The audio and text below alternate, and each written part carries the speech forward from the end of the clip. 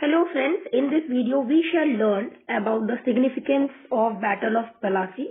So previously we have learned all those things that Battle of Plassey, which was fought in the year 1757, was a turning point in the Indian history. And the main reason was the victory of the British. Now British East India Company led under the Robert Clive would defeat the Nawab of Bengal Siraj-ud-Daulah and took control over the Bengal's Diwani. Okay. The British would gain the political and the economic control over the Bengal, making this as a beginning of the British rule in India. Now, Mir Jafar would become a puppet Nawab of Bengal, and the British would install Mir Jafar as the Nawab of Bengal, who would act as puppet ruler. Okay. Now, British would acquire enormous wealth through plundering and by gaining the rights to collect Bengal's revenue. And after the victory of the Battle of Plassey, Mir Jafar would become the Nawab of Bengal, and he would give large amount of money and zamindari of 24 pragnas to the British. Okay. After that, their main rival, the other European power, which was French during those days, would be driven out. Okay, the French were driven out, and in the Battle of Wandiwash, and then the Battle of Plassey had political significance as it laid the foundation of the British Empire in India. It considered to be the starting point of the British rule. So we can see that it is the foundation of the British Empire. The victory strengthened the British position in India, paving the way for their dominance over other Indian territories. So the Battle of Plassey was like a small crack in a dam, which would eventually lead to a flood, and it was the start of the British dominance in India. Okay. So this battle established a military supremacy of the British in Bengal, but there was no obvious change in the form of the government. With the help of the Clive, Mir Jafar was made a new Nawab of Bengal, who was completely dependent on the British, and the British sovereignty over the Calcutta was recognized by the and the British appointed a resident in the Nawab court. So British would appoint their resident in the Nawab court. Now whatever is going within their in the local matter, in their administrative matter, the resident who would be appointed in the Nawab's court would deliver to the news to the British. Okay. So British sovereignty over Calcutta was recognized, and British appointed a resident in Nawab's court. Now our next topic is Mir Qasim and the Treaty of 1760. So this Mir Qasim became the Nawab of Bengal after signing the Treaty of 1760 with the British East India Company, and he would agree to give the British full control of Bengal's revenue and the trade privilege. Mir Qasim transferred Bardhaman, Midnapur, Chittagong district to the company, and the treaty made him just a puppet ruler and completely dependent on British support. However, he would plan to regain the power, which led to conflict with the British. So, Mir Qasim was like a chess player, forced to deal with the British. At first, he followed their rules, but secretly he began preparing mastery strategy to outsmart them. And he would take major steps like strengthening the army with a modern weapon and tactics, then shifting of the capital from Murshidabad to Munger for the safety purpose, then abolishing the trade taxes for everyone, challenging the British monopoly. So these are some very crucial steps taken by the Mir Qasim. Not only this, he would make an ally with the Mughal Emperor Shah Alam II and Nawab Shuja-ud-Daulah of Awadh. These steps taken by him would anger the Britishers, and there will be an open conflict between Mir Qasim and the Britishers. So Mir Qasim was like a shopkeeper who would decide to make all the good tax free to compete with the powerful neighbor who wanted to dominate his market. This would led the Battle of Buxar in 1764. So let's see what is written over here. Okay. Mir Jafar became very irritated by Clive's interference. By the continuing interference of the British East India Company, he was very much irritated. He hatched a conspiracy with Dutch in Chinsura. So together with the Dutch, he will conspire against the Britishers. But the Dutch were defeated by the English forces at Bedara. So in the Battle of Bedara in November 1759, Dutch will be defeated by the Britishers.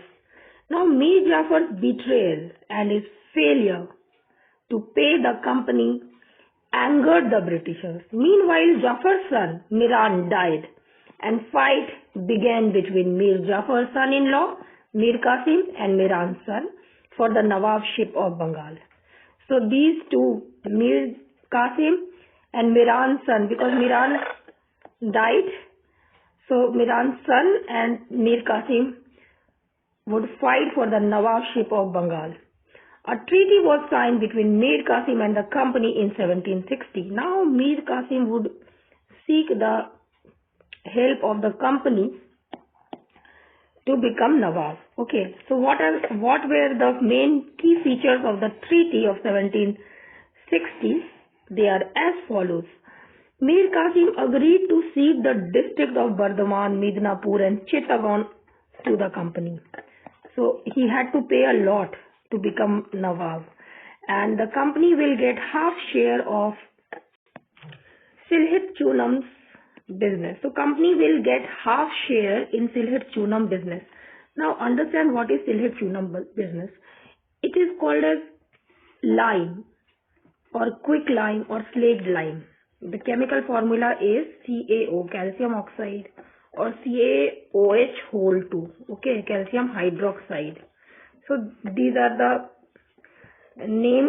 chemical name for Silhet Chuna. And what is, in Hindi we call it as Chuna, and it is widely used in construction, agriculture and industrial applications. So it is very much useful. Okay. Now Mir Qasim would agree that the company will get half the share in Silhet Chunam business, which is famous in Bangladesh, okay, during those days. And it is used for construction, even for preparing pan, betel chewing leaf, okay. So it is used as an ingredient in preparation of pan that we used to eat, and agriculture, also some religious ceremonies or rituals, it is being used. Also that Mir Qasim agreed to pay the dues to the companies. Whatever dues were there, he agreed that he will pay to the company. Mir Qasim promised a sum of 5 lakh rupees to finance the company's war effort in southern India. Whatever war was going on in the South India, Mir Qasim agreed to finance company and to give a sum of 5 lakh rupees. Okay. So this is how the company will become richer, and even the war expenses would be easily taken care of due to these treaties made in Bengal. Now it was agreed that Mir Qasim's enemies were the enemy of the company. So it was agreed that Mir Qasim's enemy will be the enemy of the company as well, and his friends were the friend of the company. So aapke dost, aapke dushman. Just like that, the company would assure Mir Qasim that Mir Qasim's enemy will be their enemy, and Mir Qasim's friend will be their friend. It was agreed that tenants from the Nawab's area would not be allowed to settle on company's land. So tenants from the Nawab's area would not get any company's land to settle down. Okay. Under the pressure from the companies, Mir Jafar decided to resign in favor of Mir Qasim. So only out of pressure by the company only, Mir Jafar would decide to resign in favor of Mir Qasim. A pension of rupees 1500 per year was fixed for Mir Jafar. Now these all things has been done under the agreement of 1760 treaty by Mir Qasim and the company British East India Company. Now we will learn that what were the steps taken by the Mir Qasim. Okay. So Mir Qasim was most capable Nawab among the successor of Ali Wardi Khan. So he was one of the most capable Nawab, this Mir Qasim. Okay. Because we'll see he'll take some very clever steps, okay, to manage these Britishers. After assuming the power, Mir Qasim shifted the capital from Murshidabad to Munger in Bihar. This step was taken to ensure a safe distance from the company in Calcutta. So for safety purpose only, he would shift his capital from Murshidabad to Munger. Okay. This was the step taken by him. Next is his other important steps were also to reorganize the bureaucracy with people of his choice and to remodel the army to increase its skill and efficiency. So Mir Qasim will reorganize the bureaucracy with the people of his choice, and also he would reorganize his army with the modern weapons and all the tactics. Okay, he would remodel his army with modern weapons and advanced technologies and another skills, tactics, and would make his army an efficient one. He would do all those things. He would abolish the trade taxes for everyone, and this would challenge the British monopoly which was going those days, because they were trading duty free, custom free trades they are performing, Britishers are performing, so which made the Indian traders at huge loss. So he would do this thing that he would abolish the trade taxes for everyone, and this was a great challenge against the British East India Company. So then the Battle of Buxar. Now, so Battle of Buxar was a famous turning point again in 1764. The battle was fought between the British East India Company and the combined forces of Mir Qasim, Shah Alam II, the Mughal Emperor, and Shuja-ud-Din, the Nawab of Awadh. Okay, so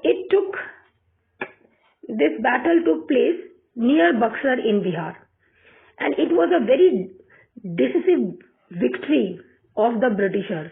This Mir Qasim's betrayal and the poor coordination among the allies led to their defeat. Okay, and the British captured Shah Alam II and made him sign a treaty. Who was Shah Alam II? Was the Mughal Emperor, and he will sign a treaty which is called as Treaty of Allahabad. So their poor coordination between these three, the allies made by the Mir Qasim, then Nawab of Awadh, Shuja-ud-Dawla, and the Mughal Emperor, led to their defeat in the Battle of Buxar. And what was the causes behind the Battle of Buxar? Means why it had happened. The British clashed with Mir Qasim over the trade taxes and governance issues. Now Mir Qasim declared the war after his officials were humiliated by the Britishers, and he sought an ally, including the Mughal emperor and the Nawab of Awadh, and the British East India Company was led by the Major Hector Munro, who was very much well prepared for the battle.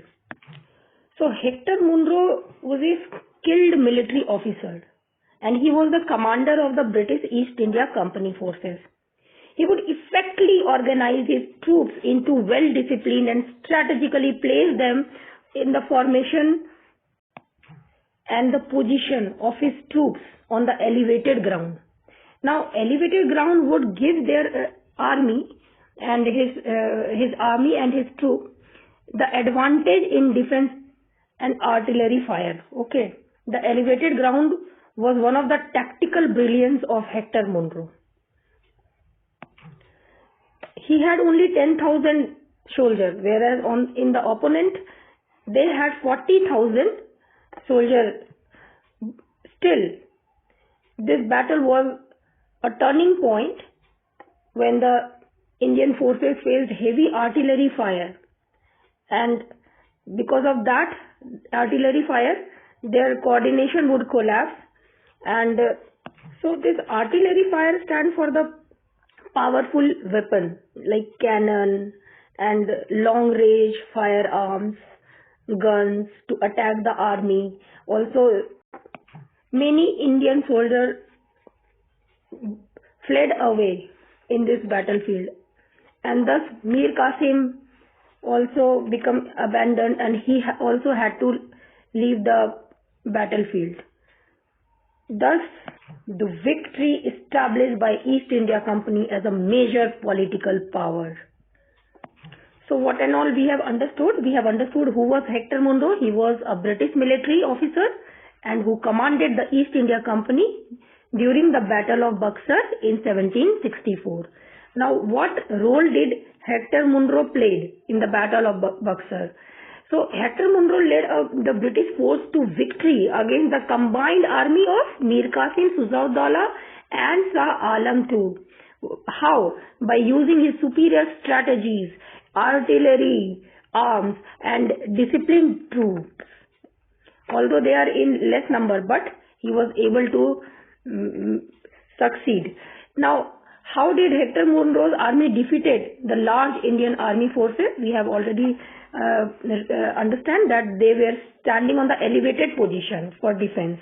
Now, this made them easy to fire to the Indian soldiers by the use of effective artillery fire, and also they were highly disciplined, and altogether they defeated, and this led to the Indian soldier to fled from the battlefield, to flee from the battlefield, and later on their leader Mir Qasim also fled away.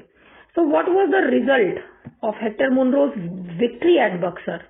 The victory ensured the British supremacy in Bengal, Bihar and Odisha, paving the way for their political dominance in India.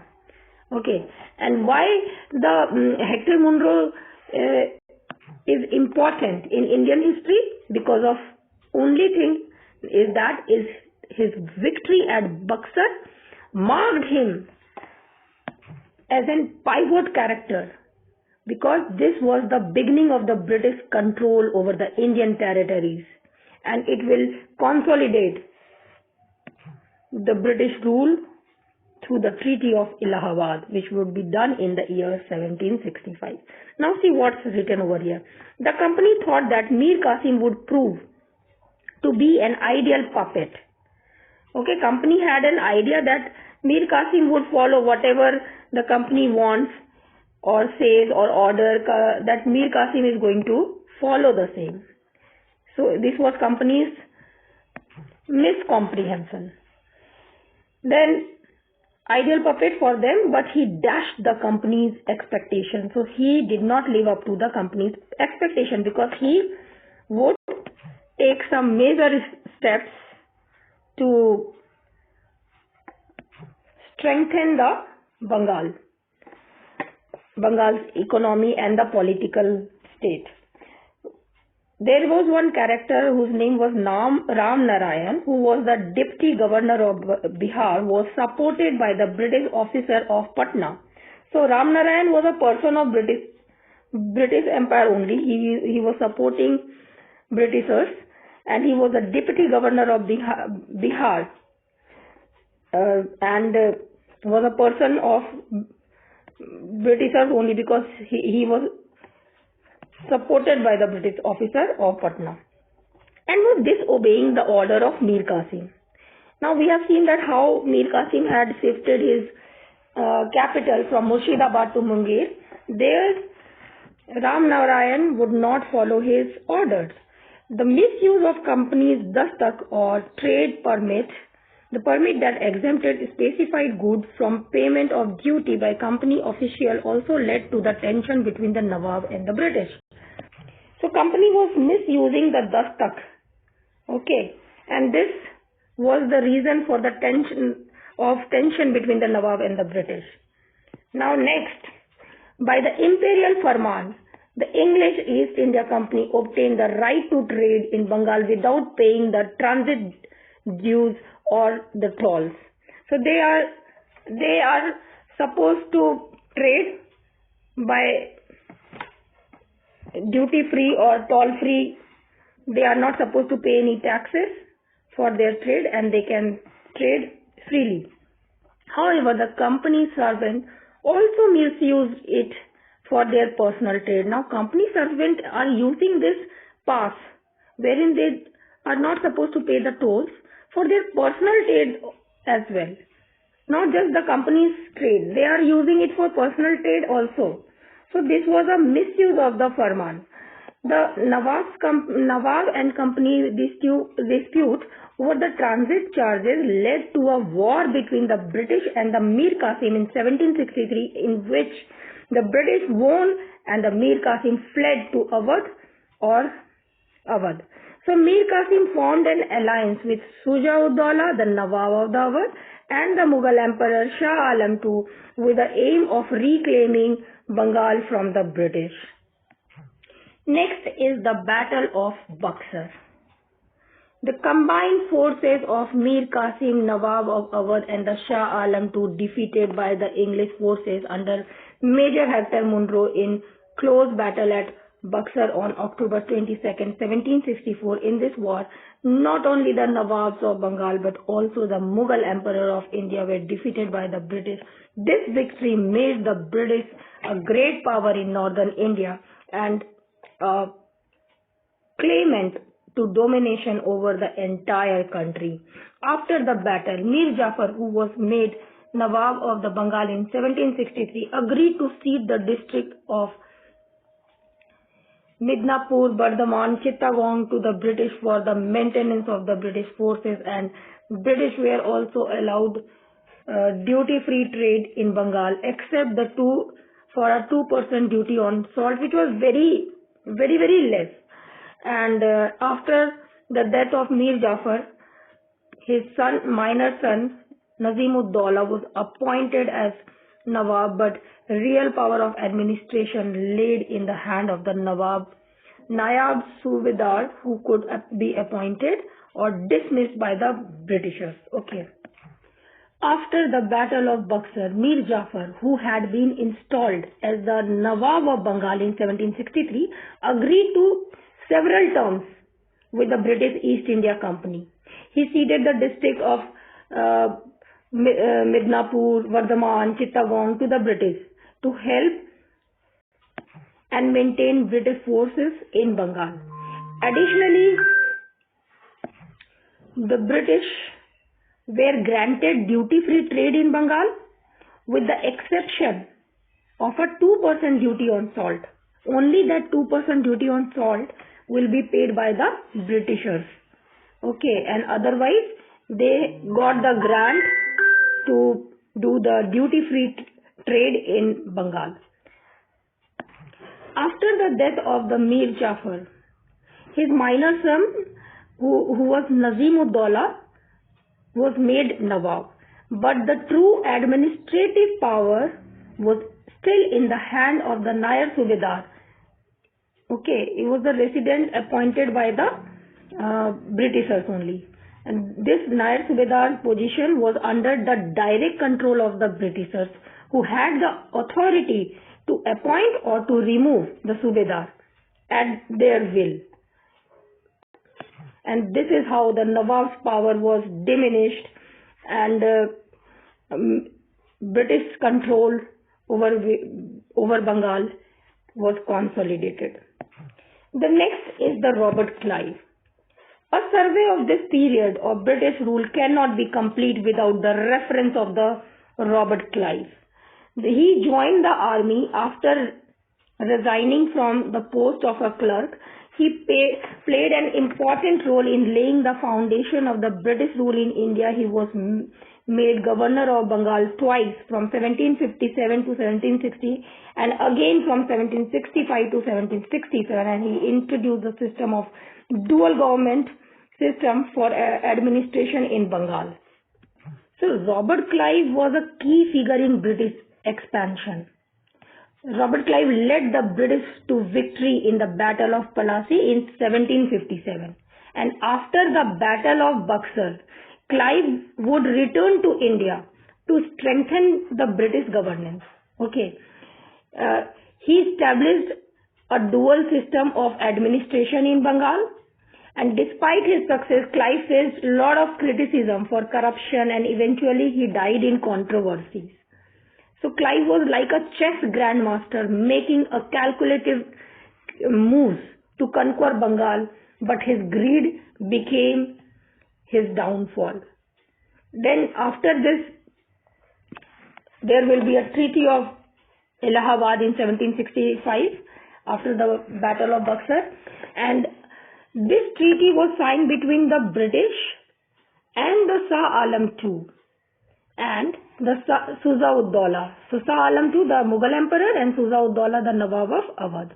So Shah Alam II was granted the British Diwani, had to grant British the Diwani rights, that is the revenue collection rights of Bengal, Bihar and Odisha. Shuja-ud-Dawla had to pay heavy fine or taxes, but he was retained for his throne. Okay, because Awadh will act as a buffer state between the northwestern part and the India, and the treaty ensured the British dominance over Indian ruler, and it was the beginning of the British political control over India. So let's see what is written over here. Robert Clive concluded two important treaties. Okay, so what were those? They were treaty at Allahabad in August 1765, and the one with the Nawab of Awadh and the other with the Mughal emperor Shah Alam II. So Nawab Shuja-ud-Dawla agreed to surrender Allahabad and Kara to the emperor Shah Alam II. So Allahabad and Kara was taken from Awadh control, Nawab of Awadh control, and was given to the Shah Alam II. Also pay rupees 50 lakh to the company as war compensation, as war indemnity. So Shuja-ud-Dawla had to pay 50 lakhs to the company and give Balwant Singh, the Zamindar of Banaras, full possession of his estate. So Balwant Singh was removed from the Zamindari and system by the Nawab of Awadh, who later on made an ally with the Britishers, and thus Balwant Singh would get his Zamindari of Banaras back with full possession of his estate, which was taken away by the Nawab. Now, what would Shah Alam II agree to? He was to live at Allahabad under the protection of the company. Now, Allahabad was taken from the Awadh and was given to the Shah Alam II, where he had to live under the protection of the company, which the Nawab of Awadh had handed over to him. Issue a farman And Shah Alam II had to issue a farman granting the Diwani of Bengal, Bihar and Odisha to the East India Company in return for an annual payment of just 26 lakhs. So, Britisher would take the Diwani rights, control over Bengal, Bihar and Odisha, and in return they will pay annual payment of just 26 lakhs to such a large empire, Mughal empire. So, provision of rupees 53 lakhs to the company in lieu of Nizam's functions. So, he would charge 53 lakh to the company. This Shah Alam II agreed to pay 53 lakh to the company in lieu of Nizam's function. Under the Nizam function, what are the main function comes where military defense, police and judicial administration of the said provinces. So all those expenses were taken care by the Shah Alam II only. Now next is, Clive did not want to annex Awadh as it would place the responsibility on the company to defend a vast land frontier from Afghan and Marathas invasion. So the Clive would not annex Awadh, okay, because there were continuous attacks from the Marathas and from Afghan as well. Okay, the treaty turned Awadh into a buffer state. The treaty made the Mughal emperor just a rubber stamp of a company, and the emperor's farman legalized the company's political gain in Bengal. So Mir Qasim, what about Mir Qasim? So Mir Qasim was dethroned from the Nawab of Bengal and spent rest of his life in extreme misery as a homeless wanderer and died in June 1777.